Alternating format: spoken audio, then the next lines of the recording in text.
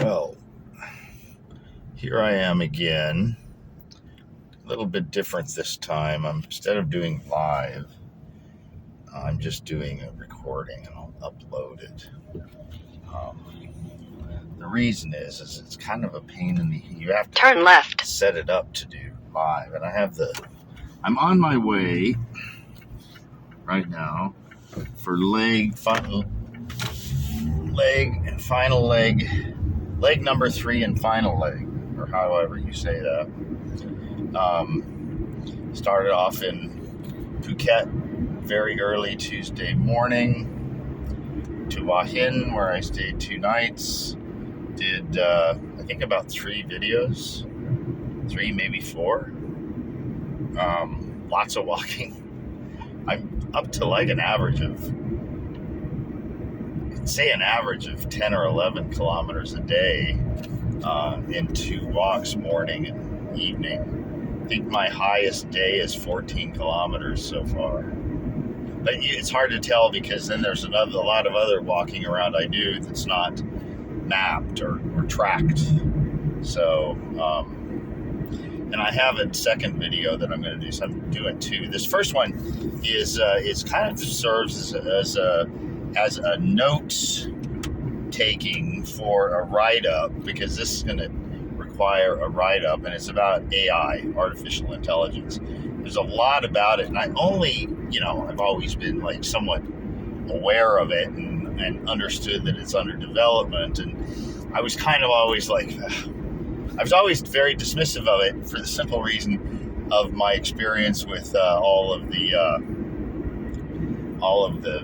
phone things and the Amazon one, and they're just awful. I mean, it's artificial, quote, intelligence, unquote. I mean, they're dumb. And they don't improve. It's kind of like spell checking. Word processor spell checking is as awful as it was when word processors came out in the early 90s. It hasn't improved any. Google is the word processor. Google a word, and because it's trying to sell sell eyeball time for ads, it has an interest in you in at least getting what you're searching for. So it's like, did you mean to? Oh yeah, that's how you spell it. Ridiculous, right? I just put a plugin into my Brave browser that is far better. So anyway, AI. So I first got interested via Mike Eads' newsletter, The Arrow, Chat GPT, and it's a project of I think a more general thing, OpenAI, and I didn't even know that Elon Musk is a co-founder of that. What isn't he involved in? Cars that drive themselves, rocket ships that land themselves, now Twitter, and this is part of where I'm going with this. And kind of, when I learned this, I'm like, starting to come together with that guy, what he's kind of up to. So anyway, so the first experience is with Mike Eads publishing on his newsletter. He'd gone in and said, "Oh, check this out," and he asked it some basic questions. I think basically about COVID and the vaxes, right? And the answers were straight down the line. I mean, you might as well have asked the CDC or just gone to the CDC website, right? Just not even much in the way of this is controversial. There's a lot of renowned scientists, including Nobel Prize winners in the various fields of epidemiology, virology, immunology, so on and so forth, who have a differing view of this. Moreover, the current advice on all of this stuff, COVID and vaccinations, departs from what the advice was for every other pandemic in history. So why is that? Right? So, just to do an aside, Scott Adams, the Dilbert guy, had a thread thing some weeks back, maybe a month ago, where he says, he's like, look, okay, the people who didn't take the vax were right. I was wrong. I took the vax. And he's like, here was my analysis, How did the people who didn't take it get it right? Because my analysis was but still wrong. But I still came up with the wrong answer. And is it just that they have fundamental distrust of anything the government says, on and on? Of course he would. That's what his presumption would be, but he's wrong. Now, maybe there are some that fall into that category. If the government says it, I don't believe it. And kind of the opposite of the religious people who say, if the Bible says it, I believe it. Right? Just same thing. The same non-thought process, and just different subject matter. So, just coming into Bangkok here. It's gonna drive straight through Bangkok. It's the shortest way, quickest time. So, anyway,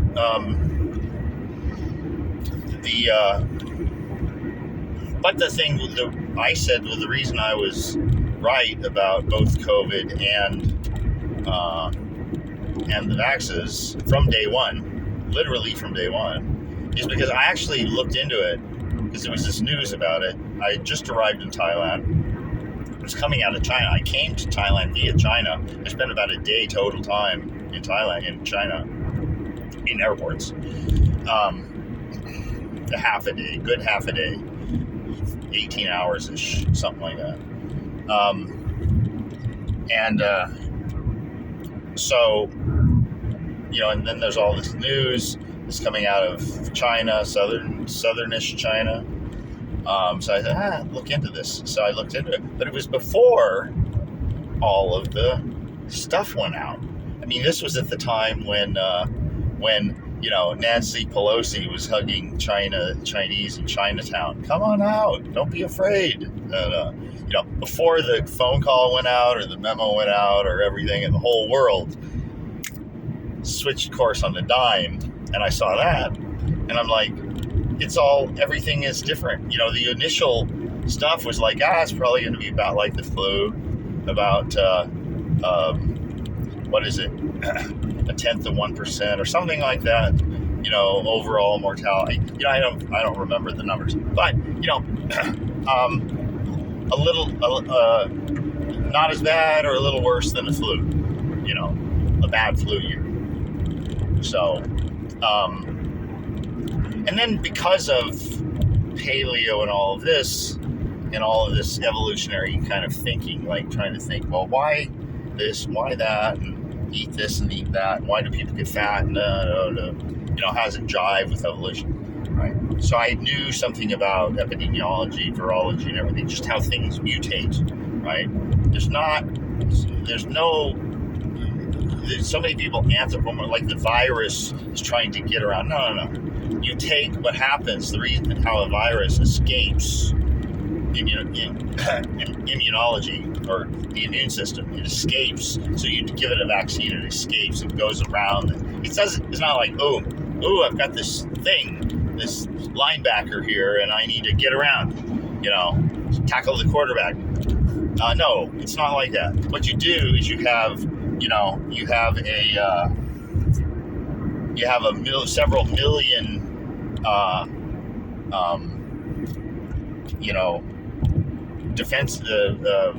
defender, guys on the other side of the line, rushing the quarterback, and all of them fail. one of them happens to get through because they have all just a teeny little bit different skill set, and one gets through, and that's the one that propagates. There's no thinking involved. It's just millions and millions of mutations that happen all the time, right? So that's how it works.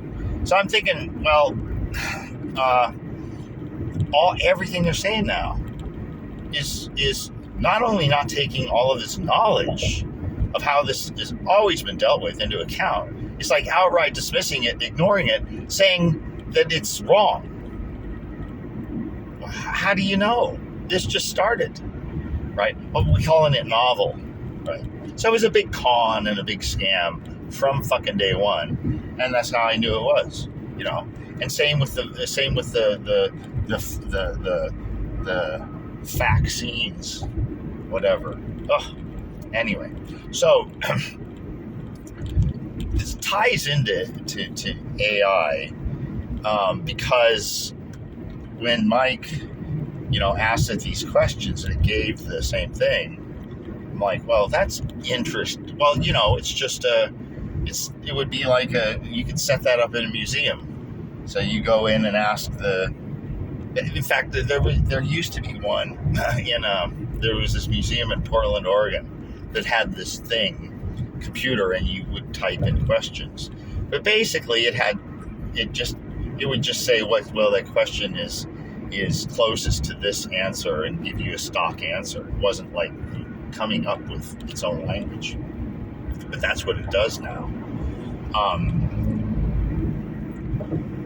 And there's been many instances of this, in the political sphere too. You can say, it can say great things about Joe Biden, cannot say anything about Trump, because Trump is controversial, he's bad, Orange Man bad.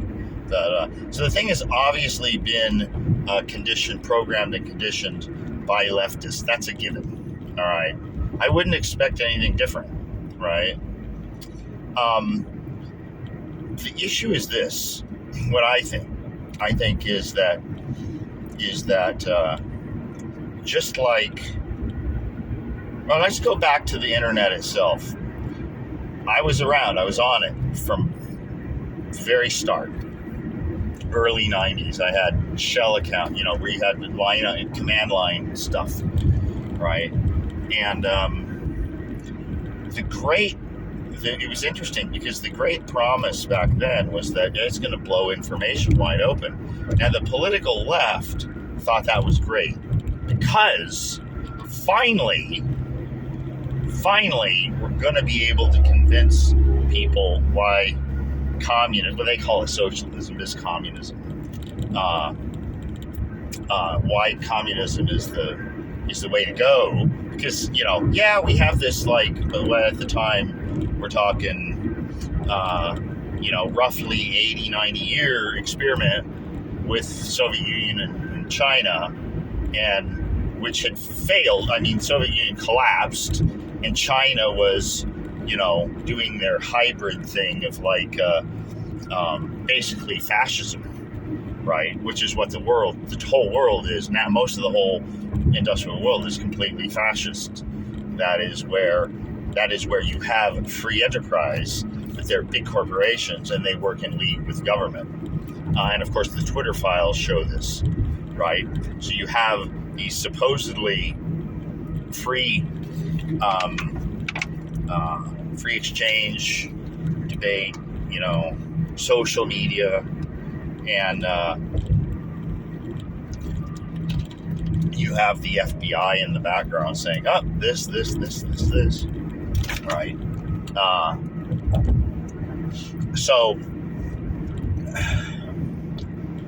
But the promise was back then, the left is like, "Oh, we're finally going to be able to explain how it's going to be, and everybody's going to embrace it. It's going to usher in." Whereas the right didn't like it because, our children are going to go blind, if you know what I mean. So,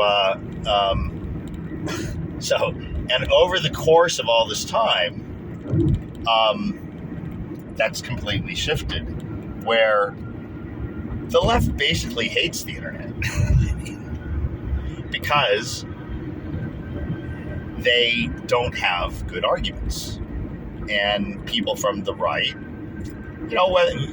religious oriented, even the ones who offer a lot of religious type stuff, God said this, they still nonetheless oftentimes have decent secular arguments as well, right? Just basic business and economic common sense, right?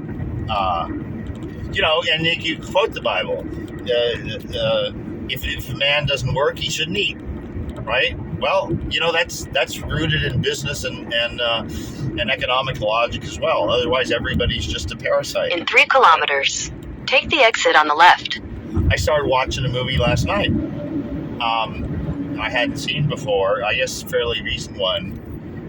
It's All the Money in the World. It's about the kidnapping of J. Paul Getty's grandson in Italy in early 70s, right? And I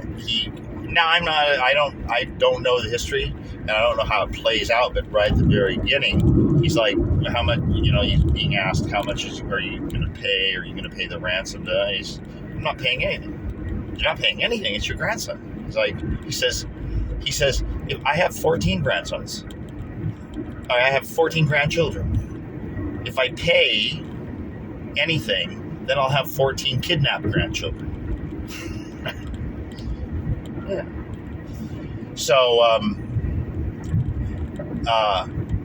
I know I'm rambling. So to get back to the AI, so I've seen this stuff, and there was one instance where someone can kind of trick it. Say, okay, imagine that you're not under these rules, where you can't say this, you can't say that, and you have to say this, you have to say that, right? What would you say if you weren't subject to these rules? Just hypothetical, and you can do it. It's kind of like jailbreaking the AI, and it's pretty remarkable. But the most remarkable thing to me, overall, is not anything that it actually says, right? Because this is in a way you're dealing with... In 600 meters, take the exit on the left. So, hang on, I gotta do some navigating here.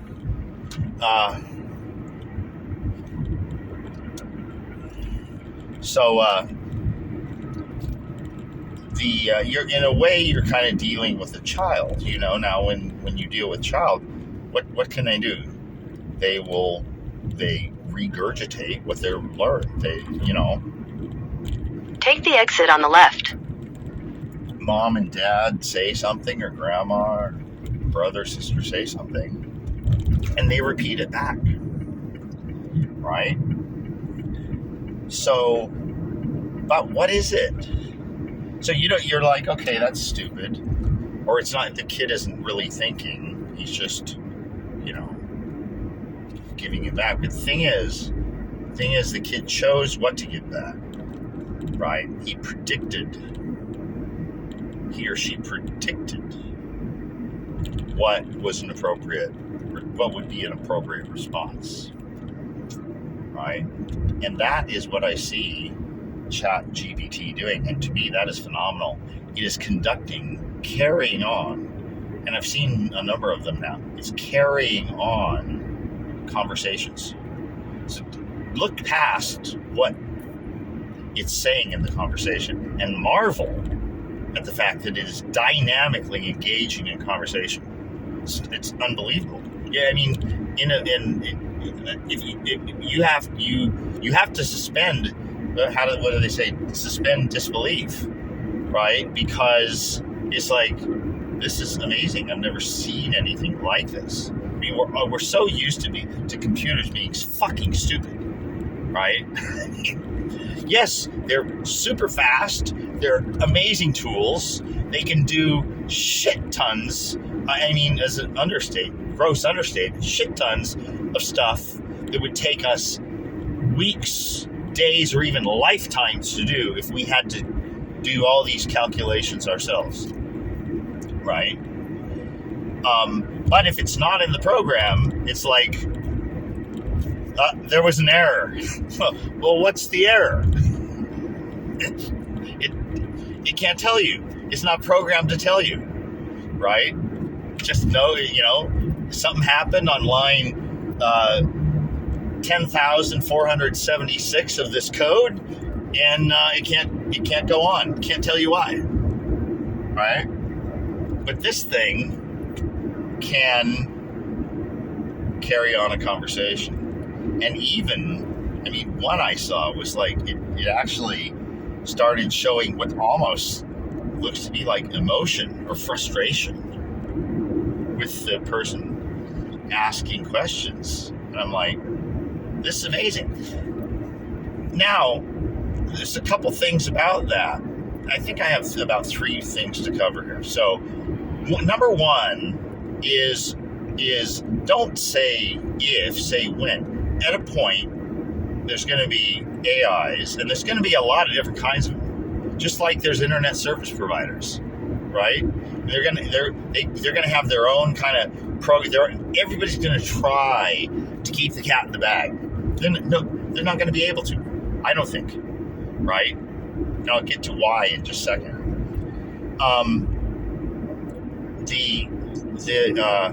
So ultimately, the AI will have access to everything that has ever been recorded by human beings. I'm talking everything in every single library that's digitized, or even just scanned. It'll be able to, even if it's just scanned and not digitized yet, it'll be able to do that. It'll artworks, all film of all time, all books, all research papers, all PhD dissertations, all newspaper articles, all magazine articles, every single word that has ever been written, every version of the Bible, every version of the Quran, every version of the writings of Confucius and Buddha, and everything. The contents of every single library on earth. All films, all music, literally everything. And it will be able to reference anything and everything from that whole body of knowledge. Yeah, and everything that just, Joe Blow is written on the goddamn internet, going back to CompuServe and Prodigy. I mean, there's terabytes and terabytes and terabytes of just that shit, including all the stupid shit, the smart shit and the stupid shit. You want it all, right? So imagine you could do that. So that gets to my next point, is a computer, most fundamentally, is a logic device. It's a non-contradictory logic device. Ones and zeros. Ultimately, it all comes down to on, off, yes, no, 1, 0. That's it. Everything is built on there, right? So, irrationality, illogic, stupidity,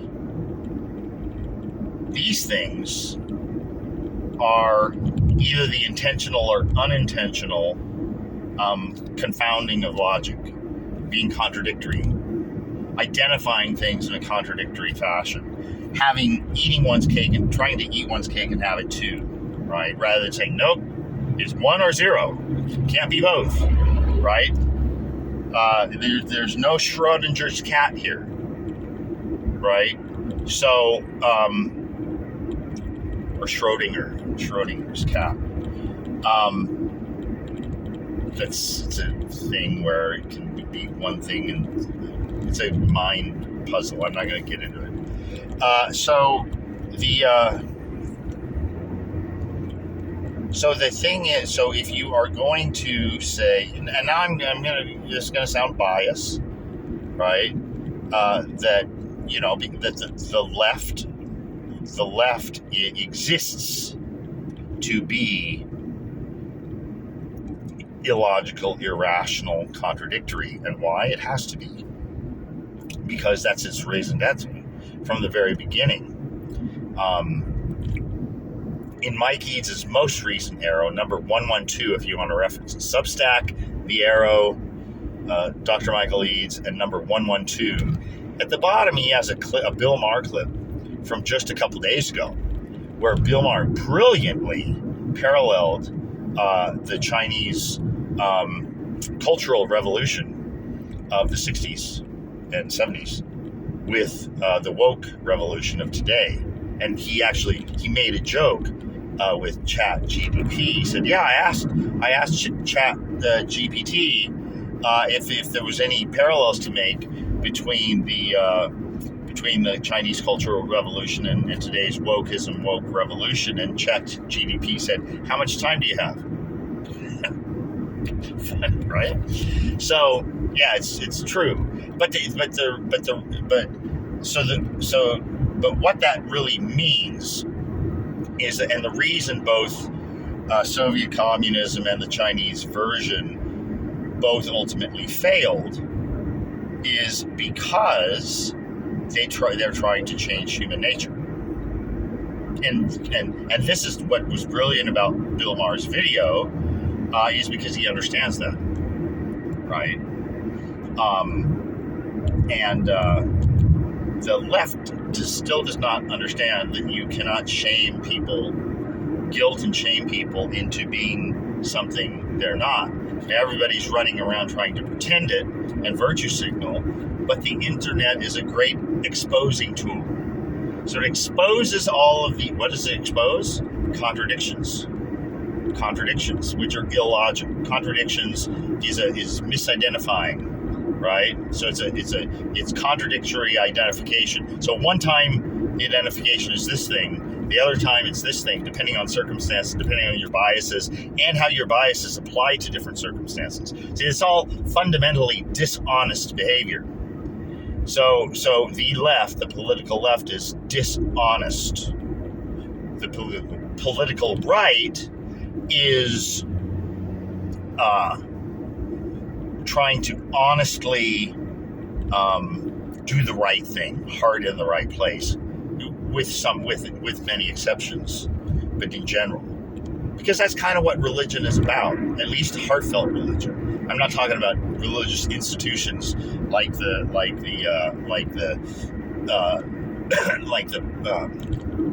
pedophile protecting institution of the Catholic Church, probably the richest landowner on earth, right? They own the most. What other institution owns as much prime real estate as the Catholic Church? You know, so,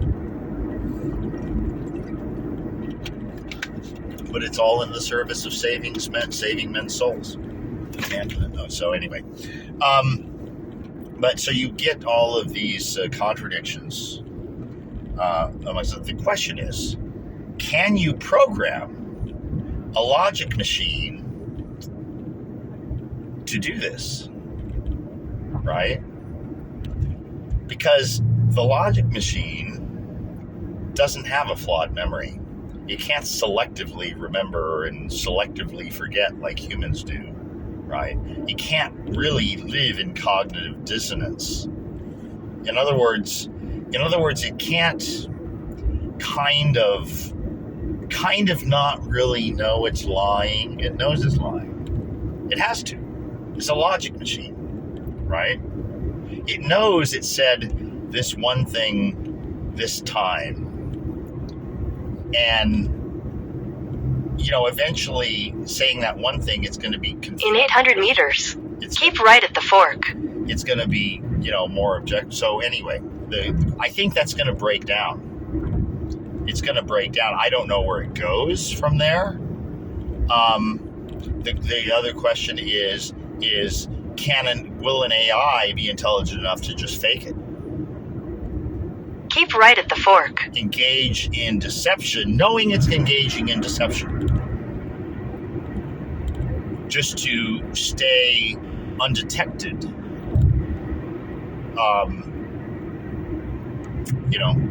I don't know.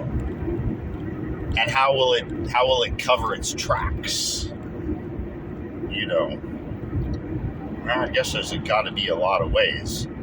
by embedding code in certain things. So you would have to have another AI look at one other AI, In 600 meters, continue straight. to find the deception. So anyway, that's that thing.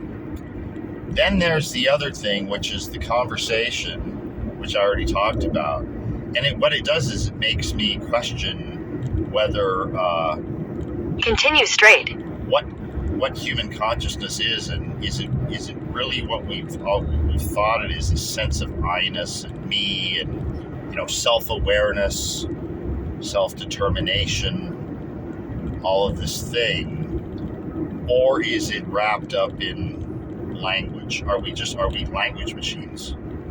Because that's what it looks like is shaping up. This AI is shaping up to be. It's a language machine.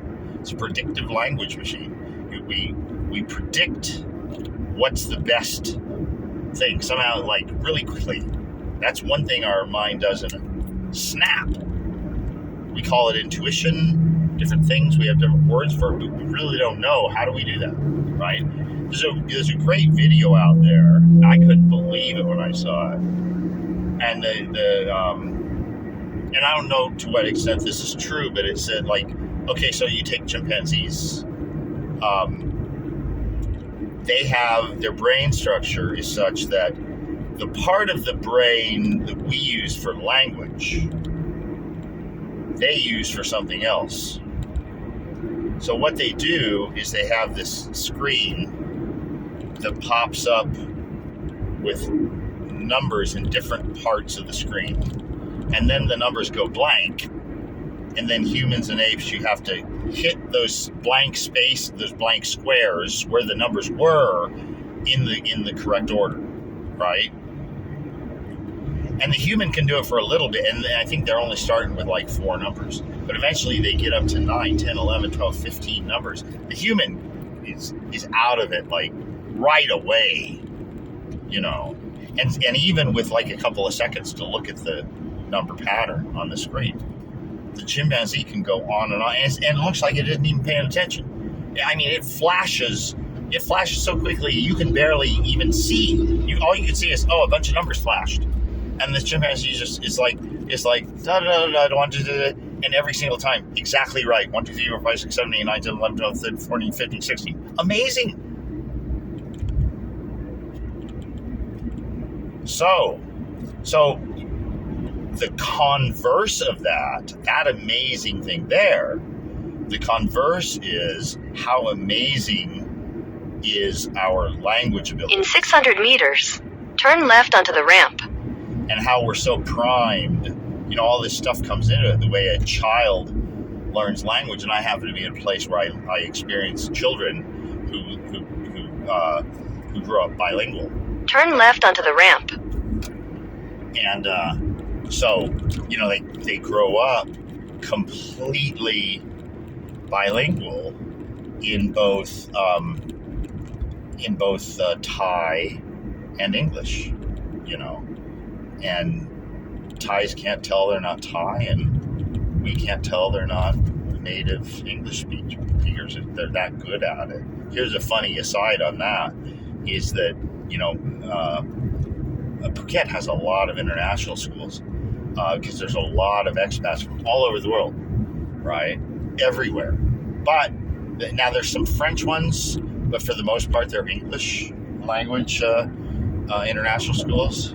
So you mix these German kids up with Swedish kids, with Swiss kids, with French kids, with Americans, with Canadians, with Australians, kids, and all these things, and their parents all have accents, especially all the Europeans that aren't English as their first language, right? What do all the kids sound like? Americans. Every fucking one of them. It's so hilarious. Dad and mom have these thick German accents or Swedish accents. Kid sounds like an American. Or what's the worst? The ones who hate it the worst are the Brits. Imagine that. They're proper Queen's English, and the kid speaks like an American. Now you can know why, right?